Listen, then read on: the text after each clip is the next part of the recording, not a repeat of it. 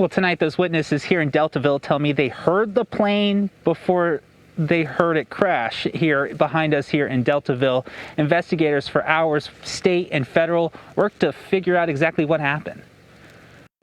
It didn't sound like he was having like the engine was stalled, because I could hear the plane, I could hear the engine. SONDRA ENGLAR describes the sound of a small plane fall from the sky. The quick descending sound of a plane, and then the loud boom, loud enough and strong enough to shake my house. She snapped these photos outside of her Deltaville home.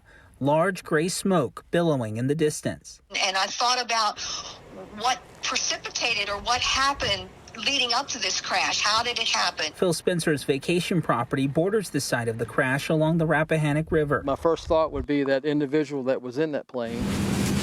The FAA says only the pilot sat inside the single-engine Beech V-35. The airfield is about 2 air miles from here, so there is a lot of airplanes in this area. Virginia State Police say the plane hit a garage, the pilot dying on impact. We do know who was up in the air, but unfortunately we still have to do positive identification by the medical examiner's office. Tuesday afternoon, the FAA worked to figure out what brought the plane down hours earlier. My wife and I's first reaction was, poor family. We felt so bad for the family, but we were relieved that wasn't a whole lot of other extensive damage done. We were lucky. Neighbors grieve for the family who lost a loved one so close to the holidays. It was so horrible that there was a crash, but even more that someone has lost their life over this crash.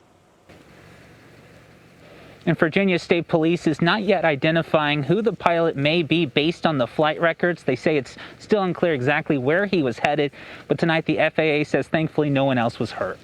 Working for you in Middlesex County, I'm Brennan King, CBS 6 News.